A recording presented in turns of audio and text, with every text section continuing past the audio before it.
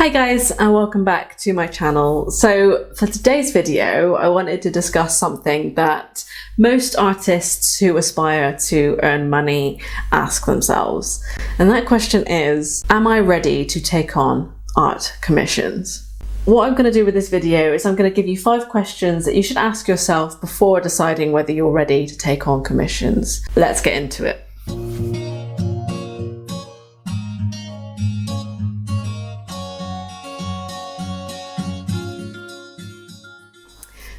So, the first question I want you to ask yourself is my art of a good enough quality?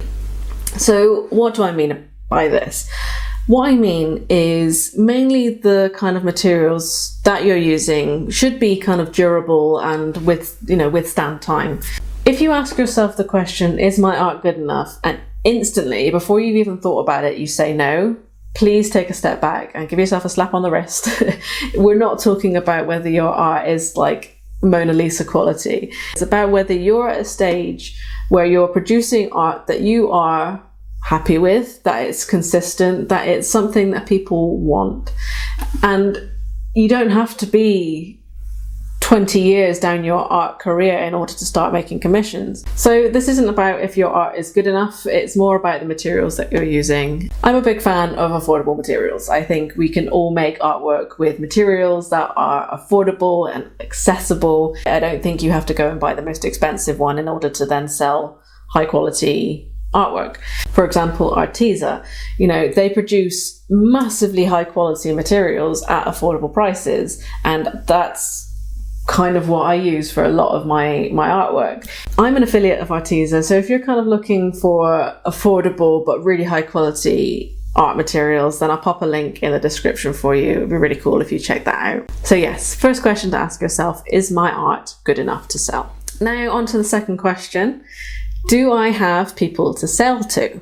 If you want to sell commissions, it's pretty helpful to have an audience, whether that's social media, whether that's even friends and family at the beginning. At some point, it might be useful to grow a social media following. This isn't to say that if your audience is only like 100 people at the beginning, that you can't possibly sell your commissions. If you have 100 followers and only 1% of them decide that they want to buy from you, that's still one person, and we all have to start somewhere. So yes, the second question you should ask yourself, do I have people to actually sell to?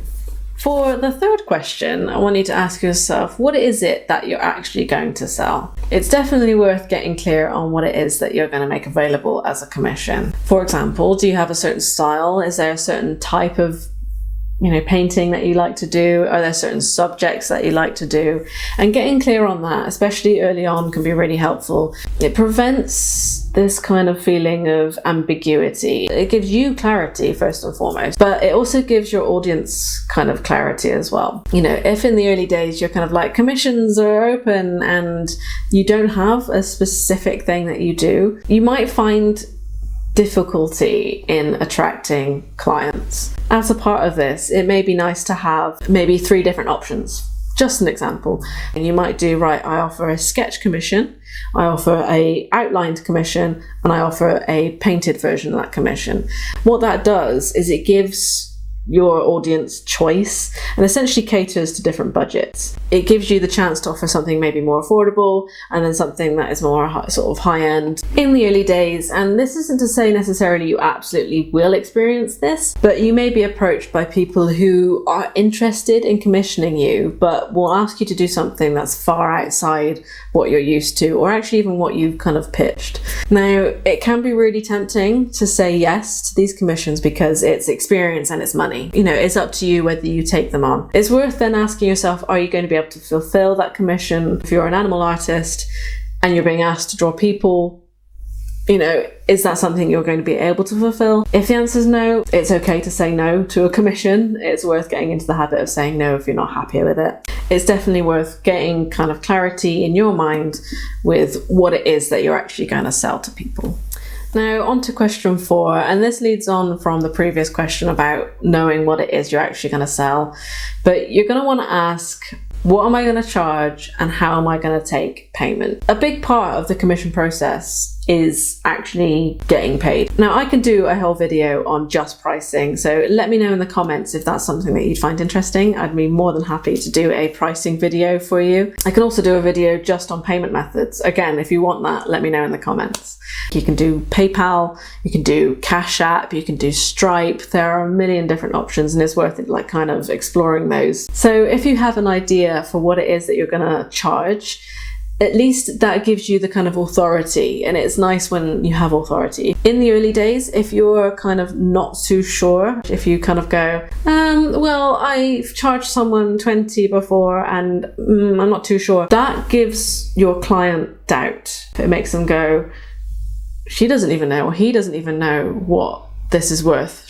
Is it worth that? So this is an idea, and I'm not to say you absolutely should do it, because I want you to be comfortable and for you to charge what you're worth. It can be tempting to charge less at the beginning. One, this could be more affordable for a lot of people, which might naturally just increase the volume of commissions that you'll get, which then leads to extra money at the beginning and also experience. That's just a method of doing it, but make sure you don't completely undersell yourself. A method of this would be saying, right, I'm going to take a maximum 5 to 10 clients at this price. But yeah, get clear on what your prices are and have an idea of how you actually want to get paid for your services. Now, the final question is probably the biggest question, and it's this: do I feel ready to take on commissions? It's probably the most important thing to consider, because actually your kind of emotional well-being through taking commissions is the most important. Are you actually ready to take them on? Everything I've discussed in the previous questions, such as do I have an audience? Do I know what I'm going to charge? Do I have products to sell? Do I have services to sell? They will come. They're important, but they're not as important as actually being ready to take on commissions. But if you're ready to take on commissions, or even if you're not, but I will say this for a reason, you should start before you're ready. It's a quote, and I can't remember who said it, but when you start before you're ready, you learn and you adapt and you pick things up, and it's scary. It is really scary when you kind of put yourself out there for the first time. It's kind of a whirlwind, you know, you learn things that you didn't necessarily consider. You might have thought that, you know, at the beginning, I really want to do pet portraits, and then halfway through you go, I really hate doing pet portraits, in which case you can change. All of these things are flexible, they're adaptable, they're changeable. The most important thing is asking yourself, am I actually ready for all this? If you're saying no, that's fine. You might not be. But even if you're saying no, the secret answer could still be yes. But I encourage people to try, and if they're thinking about doing art full time, I really encourage them to start taking commissions if that's something that they've ever considered. I love doing commissions. That being said, there are negative aspects of doing commissions that is worth bearing in mind, and I don't want to put you off. This isn't me saying commissions suck, don't do commissions. It's not what I'm saying. I'm just saying it's worth bearing in mind that 99 times out of 100, it's brilliant. It's a streamlined process. The clients approach me, they go, I really want your artwork and I'll pay you what you want for it. And those times are brilliant. There will be times, because you're dealing with people, that you may encounter someone who's negative, and you may encounter someone who's overly critical, or, you know, makes the process difficult. Those times will come, and it's worth considering how you're going to deal with those encounters. Are you going to refund them because they're being difficult? Are you going to say, do you know what, I'd rather not have this in my life, here, have your money back, go away? Valid. I've done that. The important thing is to learn how to build resilience when it comes to dealing with negative people. The best way to do this is just to throw yourself in at the deep end and to get stuck in. People are lovely, and they're kind, and they're enthusiastic and grateful for the work that you're doing. So when I ask, are you ready to take them on?